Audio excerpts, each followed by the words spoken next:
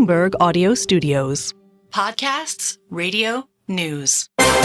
This is a special edition of the Bloomberg Business of Sports podcast, where we explore the big money issues in the world of sports. I'm Michael Barr. Right on time for the start of the NBA season, our very own Jason Kelly, chief correspondent at Bloomberg Originals, got a chance to sit down with NBA Commissioner Adam Silver at the USC Next Level Sports Conference. They spoke about the team's latest media deal, the rise in sports betting, the WNBA's growth, and more. Here's their conversation in its entirety. All right, Adam Silver, talk to me about the biggest business goal for this upcoming NBA season.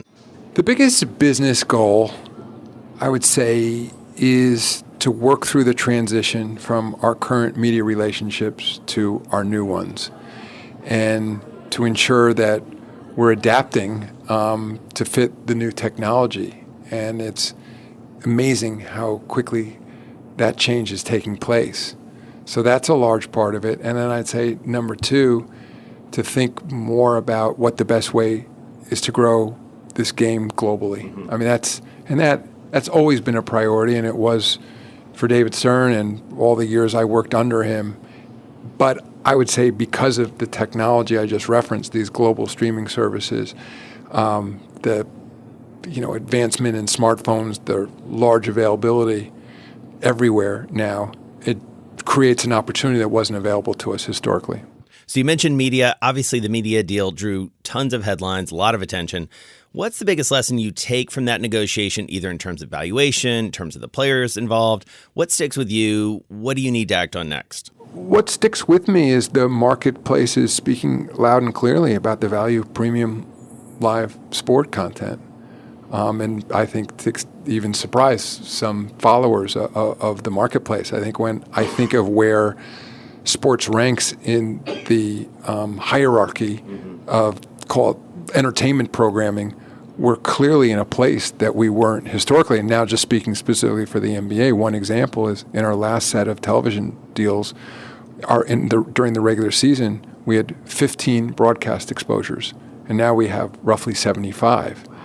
And go back further to when David Stern first became commissioner, the marketplace didn't view our finals as meriting primetime broadcast exposure. And so that's a historic change. And I'd say number two, and I think it's not just what we saw in the NBA negotiations, but just look at the recent NFL deal with Netflix. Services that were publicly saying they didn't necessarily see themselves as being in the premium live sports business are now moving into the sports business because presumably they're following their subscribers and have very sophisticated data about what it is that will create stickiness among those users and what they find to be the most compelling programming.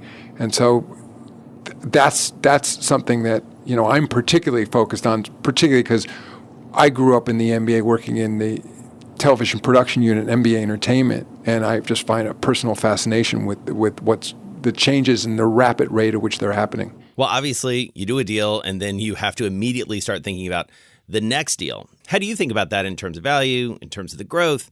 So such a level up. Are we going to see another level up the next time you come around? By the way, I'm so used to having always been the young guy. Right. It's the first time in my career when people talk about the next deal since 11 years from now. I'm like, I don't know if I'm going to be here. But you're right. We should always be thinking about the next deal. But it may be even more importantly that at least I hope our partners have seen it this way over the years, that of course you have to negotiate hard for a contract, but then you put it, metaphorically in the file cabinet. I guess those don't exist anymore. But because when you sit down with these media companies, no one can predict what the next decade is going to look like precisely. That I like to think about the way we operate with these partners is that every day we're sitting down and saying, all right, do we need to adapt in certain ways? What's happening that we didn't predict? What's the best way to engage our viewers? I mean, just one example right now is, while I think people saw a decline was coming in cable and the impact it potentially would have on regional sports networks, I think if we were doing this interview even 2 years ago, or maybe certainly 4 years ago, I wouldn't have said that we'd now be sitting here when 18 of our teams, RSNs, are either defunct or in bankruptcy. And so there was a trend there, but then it got accelerated. And to your earlier question about business challenges for us, I mean, that's something we're going to spend a lot of time on this year is, working with our 30 teams and interested parties in the marketplace and figuring out what the future of local sports should be. All right, so what happens next with expansion? Tell me about the timeline. What are the things you're taking into consideration as you think about what's on the table? In terms of the timeline, what we told our teams at the September board meeting is that we're going to begin the process now, and that process will begin at the league office, working with advisors and modeling, just as any other business would be, what it means potentially to add 2 franchises.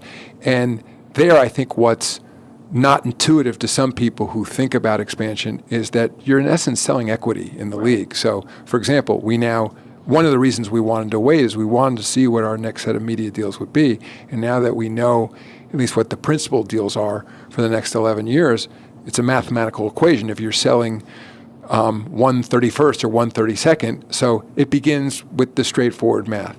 But it's obviously more complicated than that because how do you calculate is we've talked a lot about the future of the NBA in Africa.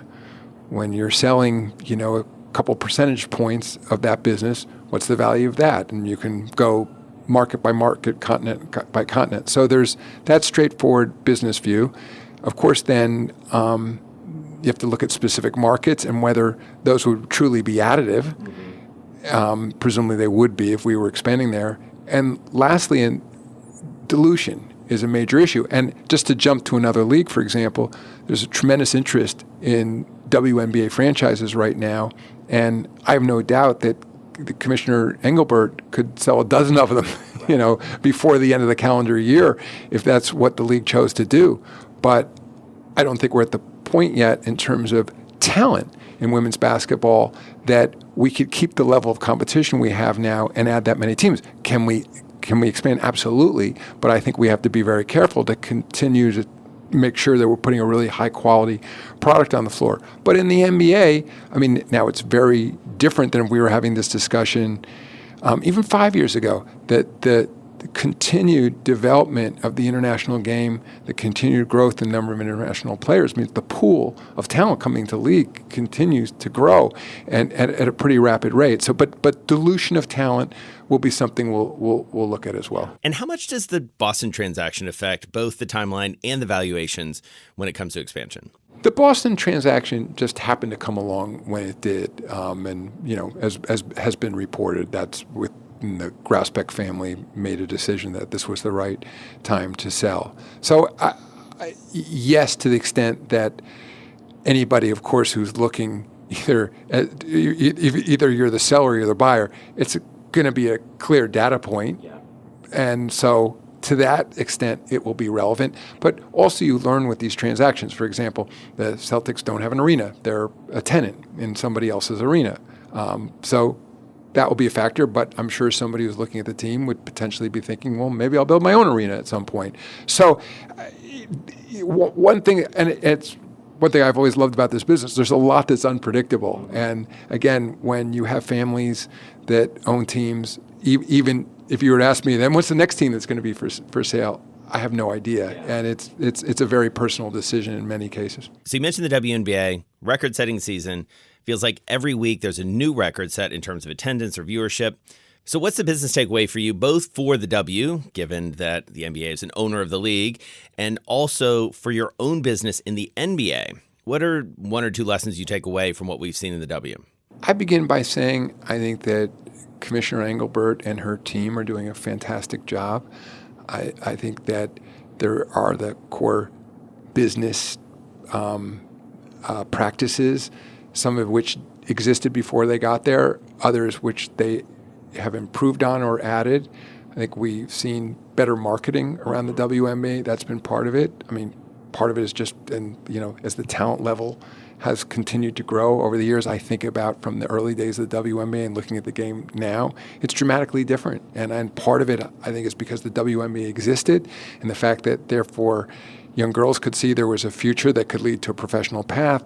Young women choosing what sport to play in college thought, well, okay, if I excel at basketball, then there's a career, after college to play. So that's part of the impact. And I have no doubt, too, that some of these incredible women as role models, convincing young women that may have done other things with their lives, like, wow, I want to play professional sports. So that's part of it. I would say also there's been a dramatic change in the power of the consumer. And I think that's what, in a way, the internet has disrupted the media business, to the point now where I believe the most popular form of media is YouTube. And that's because, and it's not because Google sat down and said, let's create high value content that we think our users will want. It's because users, in essence, can choose anything they want. And they ultimately are demonstrating that that's where the power exists. And as we've learned in women's sports, and I was saying this earlier, that I was listening to Serena Williams this summer make this point, and it's an obvious one, but when it comes from Serena Williams, it really hits you in a different way. And she said, I'm not the first great woman athlete to come along. Women have always been great athletes. Right. Just that I was given this opportunity, and I translate that to my world, and I think, well, okay, women's tennis, it wasn't she accelerated the growth, but the foundation had been laid by Billie Jean King and Chrissy Everett and Margaret Court and all these great players that came before her, and I think you're seeing something similar in the WNBA. But in addition, the gatekeepers didn't have the same power they had historically. If somebody wanted to follow a great woman's Asia Wilson, whether or not, and I won't mention any particular media platform, but whether or not they chose to feature her, fans could get her content. And part of it because she had the ability to disintermediate certain media gatekeepers and say, I'm going to talk directly to my fans and post the content that I think they're going to be interested in. So it's like a lot of things, it's a convergence of all these factors at once. And does the success of the W change at all the business plan for the W? Does it make you think about spinning it out on its own? Does it make you think about bringing on additional investors? What's the immediate future in your mind from a structural perspective? I'm not even exactly sure what spinning it out onto its own means. It's because it carries the NBA brand. Right. I don't envision something that carries the NBA brand operating completely independently of the NBA, maybe in the way you're asking. Having said that, well, it's integrated into the NBA. Kathy Engelbert stands alone as the commissioner. There are lots of people, part of the league infrastructure, who only work on the WNBA. I'm sure we'll be adding to those people. Absolutely. Maybe I'm too defensive on this, but certainly having been in the women's basketball business for 28 years now, personally, at the league, I think the addition of the NBA has been incredibly additive to, and we've been at this for a long time. But I'm open, to changes, and I know the team owners are as well. What we're seeing is a different culture emerging in the WNBA, something I'm really proud of. At some point, whether independent means they should physically be in a different office, for example, I could imagine that. I think everyone wants what's best for this league and the best way to grow it, but at least right now, I firmly believe that an integrated operation with the NBA and WNBA is the best way to grow the sport of basketball and women's basketball on a global basis. So you were early in terms of welcoming in institutional investors into the NBA ownership ranks. Now, even the NFL, kind of belatedly, has gotten into that business. What's your biggest lesson from that? How do you see that evolving? You've had sovereign wealth come in via, I think, Monumental Sports, which owns the Wizards. Do you see an increase in those types of funds coming in, especially as valuations keep going up?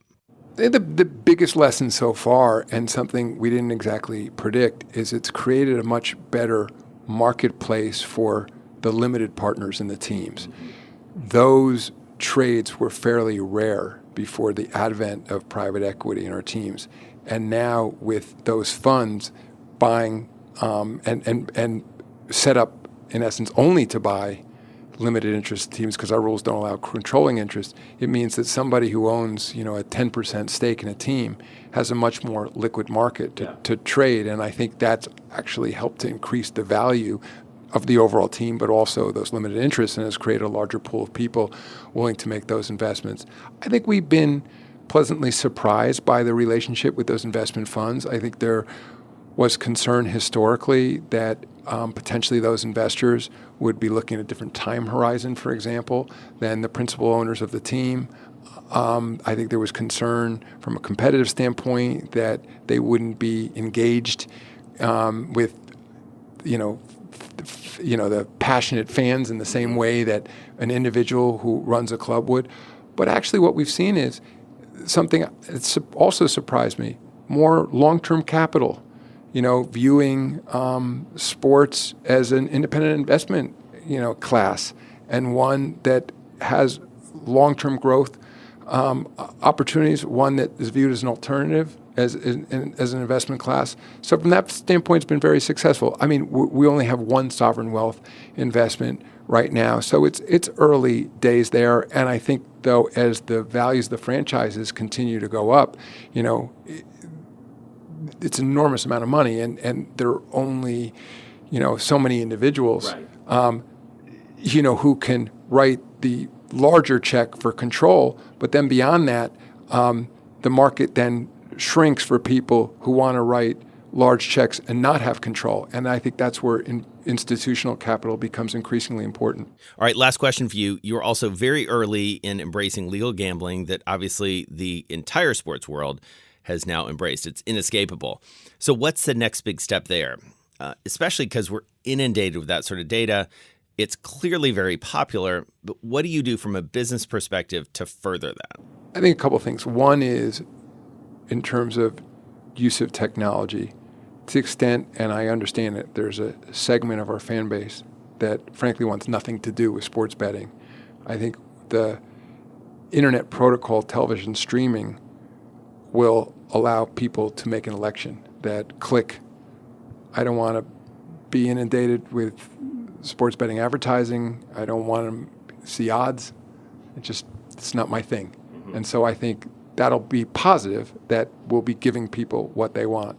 Now, on the other side of the spectrum, for people who do want to engage in sports betting, I think AI ultimately is going to be transformative, because now if you want to bet on a sporting match, first of all, so much of the action has moved to what the industry calls in play. So it's not a bet necessarily before the game where you're betting with a line or whatever else. The game begins and you start betting on various things.